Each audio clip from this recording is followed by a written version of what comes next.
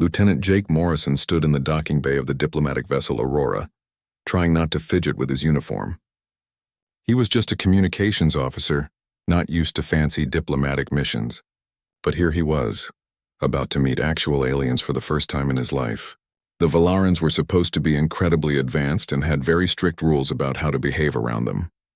Jake had spent weeks memorizing the proper ways to bow, speak, and even stand in their presence. The Aurora had traveled for months to reach Velaran space. Their mission was simple on paper but terrifying in practice. Establish friendly relations with the Valaran Empire, open trade discussions, and try not to accidentally start an interstellar war by using the wrong fork at dinner. Captain Lisa Grant had drilled the entire crew on protocol until they could recite it in their sleep. When the Aurora finally docked with the Velaran flagship, Jake felt his heart racing. The airlock opened with a soft hiss, and they were escorted into corridors that looked like they were made of living crystal. The walls pulsed with soft light, colors shifting from blue to purple to silver. It was the most beautiful thing Jake had ever seen. The Valaran guards who escorted them were tall and graceful, their skin shimmering with a faint blue tint. The throne room was massive. The ceiling stretched so high that Jake could barely see the top. The walls seemed to move, displaying patterns that looked like the northern lights back on Earth. At the far end of the room, sitting on a raised platform, was Emperor Zeth Riven. His skin was darker blue than the guards, marked with glowing patterns that indicated his royal status. He looked powerful and ancient, like someone who had ruled for centuries. Captain Grant led their small group forward. Beside her walked Henry Clark, their chief diplomat, and Amy Patterson, who knew everything about Valaran culture. Jake was there because he spoke multiple languages and could handle communication equipment. He was supposed to stay quiet and observe. The formal introductions began. Each human stepped forward, bowed at exactly the right angle, and spoke their greeting in careful Valaran. The language was difficult, with sounds that human throats weren't really designed to make. But they had all practiced hard. The Emperor responded to each greeting with formal courtesy, his deep voice filling the entire chamber. Then Jake noticed her. Standing beside the throne was someone who made him completely forget about protocol and proper behavior. Princess Lyria was beautiful in a way that transcended species. Her skin had a soft lavender color that seemed to glow from within. Her eyes were large and expressive, filled with swirls of violet and gold. Long silver hair floated around her shoulders as if moved by invisible wind. She wore elaborate robes that marked her as crown princess, but it was her face that caught Jake's attention. She looked curious and intelligent, watching the human delegation with genuine interest rather than the polite boredom he had expected from royalty. The formal ceremony ended, and Captain Grant began leading them out of the throne room. They had done it. First contact was successful, and nobody had accidentally insulted anyone. Jake should have been relieved. Instead, he was thinking about the princess and how her eyes had seemed to sparkle when she looked at the humans. As they filed past the throne on their way out, Jake found himself walking right by Princess Lyria. She glanced at him and their eyes met. Maybe it was nerves finally breaking through his careful control. Maybe it was just his natural personality refusing to stay hidden any longer. Whatever the reason, Jake smiled at her the way he would smile at any pretty girl back home. "Hello, cutie," he said with a casual wave, his tone friendly and warm. The effect was immediate and dramatic. Princess Lyria's lavender skin suddenly flushed a deep, rich purple. The color spread from her cheeks down her neck like spilled ink. The glowing patterns on her skin, which had been steady and calm, started flickering rapidly like a malfunctioning light. She made a small squeaking sound, her hands flying up to cover her face. Her eyes went wide with what looked like shock. Then she quickly looked away from Jake. The entire throne room fell silent. Every single Valaran guard froze in place. The courtiers who had been quietly talking among themselves stopped mid-sentence. Emperor Zeth Riven's expression changed from formal politeness to complete surprise. Even the other humans in Jake's group turned to stare at him with expressions ranging from shock to horror. Captain Grant's face went pale. Henry Clark looked like he might faint. Amy Patterson's mouth dropped open, but the strangest thing was Princess Lyria herself. Even though she had covered her face and looked away, she kept peeking back at Jake through her fingers. Each time their eyes met, even for a second, her purple blush got deeper and she quickly looked away again. It was like she couldn't help herself. She wanted to look at him but was too flustered to maintain eye contact. The silence stretched on for what felt like hours but was probably only a few seconds. Then Emperor Zethriven stood up from his throne and everyone's attention snapped to him. The Emperor looked at Jake with an expression that was difficult to read. Not angry exactly, but definitely intense. The audience has concluded, the Emperor said, his voice carefully neutral.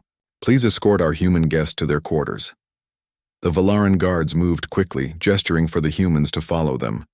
As Jake was led out, he glanced back one more time. Princess Lyria had lowered her hands from her face and was staring directly at him.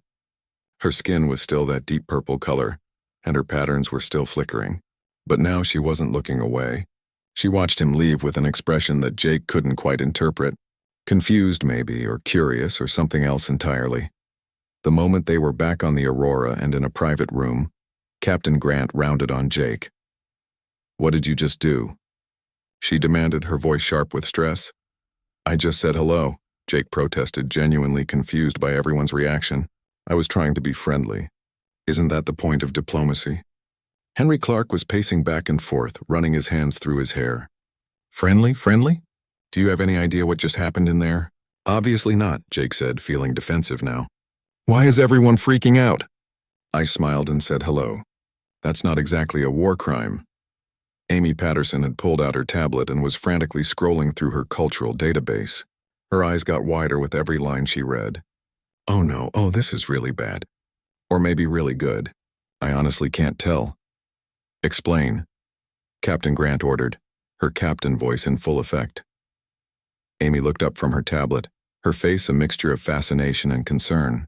According to everything I know about Valaran customs, directly commenting on someone's physical appearance, especially using terms of endearment, is extremely intimate. It's something that only happens between very close family members or romantic partners. What Jake did was basically the equivalent of walking up to a stranger and proposing marriage. Jake felt his stomach drop. I just called her cute. That word, in Valaran language and culture, translates to something even stronger, Amy continued, reading from her notes. It implies deep affection and appreciation for someone's essential nature, not just their appearance. And the princess's reaction, that blushing and the pattern flickering that only happens during moments of genuine emotional impact. It's extremely rare. Most Valarans have excellent control over their physical responses. For her to react that strongly means you genuinely affected her on a deep level. So I accidentally hit on an alien princess, Jake said slowly, trying to process this information. Not just hit on, Henry corrected, still looking stressed. According to their customs, you essentially declared romantic interest in the heir to their entire empire. In front of their emperor. In front of their entire court. And she responded positively, which makes this even more complicated. Before anyone could say anything else, the communication system beeped. A message was coming through from the Valaran flagship. Captain Grant answered it, and the image of a Valaran official appeared on the screen. Captain Grant, the official said formally. Emperor Zethriven requests an immediate private meeting with you and your senior staff. The matter is urgent and concerns the incident in the throne room. We'll be there right away, Lisa replied, keeping her voice steady. After the communication ended, she turned to Jake. You're coming to this meeting. Whatever happens next, you started it, so you're going to help deal with it. Jake nodded, feeling a mixture of anxiety and something else he couldn't quite name. He had messed up, that much was clear. But when he thought about Princess Lyria's reaction, the way she kept looking back at him, the genuine emotion in her expression, he couldn't quite bring himself to regret what he had done. Something real had happened in that throne room. Something that went beyond diplomatic protocol and cultural rules. As they prepared to return to the Valaran flagship, Jake caught himself wondering what Princess Lyria was thinking right now. Was she angry at him for embarrassing her in front of her father in the court? Was she confused by her own reaction? Or was she, like him, feeling like something significant had just begun? The answers would have to wait. Right now they had to face Emperor Zethriven and deal with the consequences of 2 words that had somehow changed everything between 2 species. The emergency meeting took place in a smaller chamber that felt more intimate than the grand throne room. Emperor Zethriven sat across from the human delegation, looking less like an all-powerful ruler and more like a concerned father. His advisor, an older Velaran named Casthen, stood beside him with an expression that seemed both worried and curious. Jake sat between Captain Grant and Henry Clark, feeling like he was waiting for punishment. The Emperor studied him for a long moment before speaking. "Lieutenant Morrison," the Emperor began, his voice measured and calm, "you have created an unusual situation. My daughter has locked herself in her chambers and refuses to speak to anyone. She has not stopped asking about you since the encounter. This has never happened before." "I apologize, Your Majesty," Jake said quickly. "I meant no disrespect. I was just being friendly." "I understand this," the Emperor replied. "Your cultural advisor has already explained that this was unintentional. However, intention does not change the result. According to our laws, any individual who provokes such a genuine emotional response from a royal heir has the right to be considered as a potential match." The humans exchanged shocked glances. Captain Grant leaned forward. "Your Majesty, surely we can find another solution. Lieutenant Morrison is just a junior officer. He's not prepared for anything like this." Cass then spoke up. "You must understand the significance of what happened. Princess Lyria has met hundreds of suitors over the years.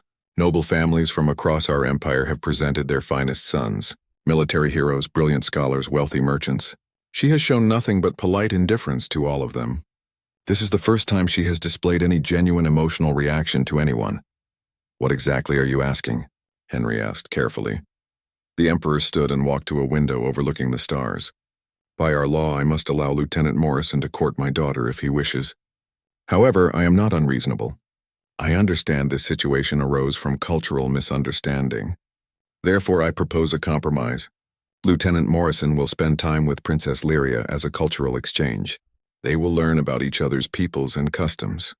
If a genuine connection develops, we will consider more formal arrangements. If not, there is no obligation." Jake felt everyone's eyes turn to him. His mind was racing. This was insane. He barely knew this woman. She was a princess from an advanced alien civilization, and he was just a regular guy from Earth.